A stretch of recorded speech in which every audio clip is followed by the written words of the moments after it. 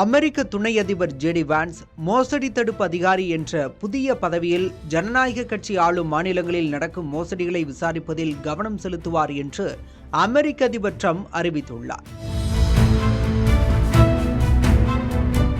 மேலும் ஜேடி வான்ஸின் கவனம் எல்லா இடங்களிலும் இருந்தாலும் முதன்மை பணியாக கலிபோர்னியா, இல்லினாய்ஸ், மினசோட்டா, மேனி, நியூயார்க் மற்றும் பல மாநிலங்களில் உள்ள ஊழல் நிறைந்த ஜனநாயக கட்சி அரசியல்வாதிகள் வரி செலுத்துவோரின் பணத்தை முன்னெப்போதும் இல்லாத வகையில் தாராளமாக திருடியுள்ள ப்ளூ ஸ்டேட்ஸ் எனப்படும் மாநிலங்களில் வான்ஸின் கவனம் இருக்கும் என்று தெரிவித்துள்ளார்.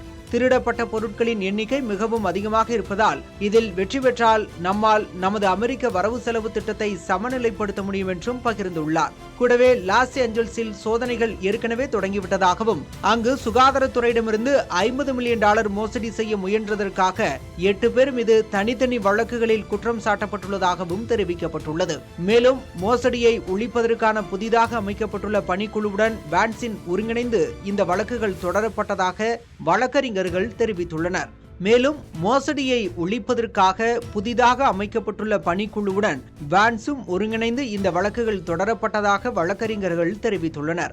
அமெரிக்காவில் மோசடி சம்பவங்கள் அதிக அளவில் நடைபெறுவதாக கிடைத்த தகவல்களை மையப்படுத்தியும் மோசடிகளை தடுப்பதன் மூலம் கிடைக்கப்பெறும் நிதி நாட்டின் தற்போதைய பொருளாதார நிலையை சீர் செய்ய பயன்படும் என்பதாலும் அதிபர் ட்ரம்ப் இந்த முடிவை எட்டியிருக்கலாம் என பொருளாதார நிபுணர்கள் கணிக்கிறார்கள்.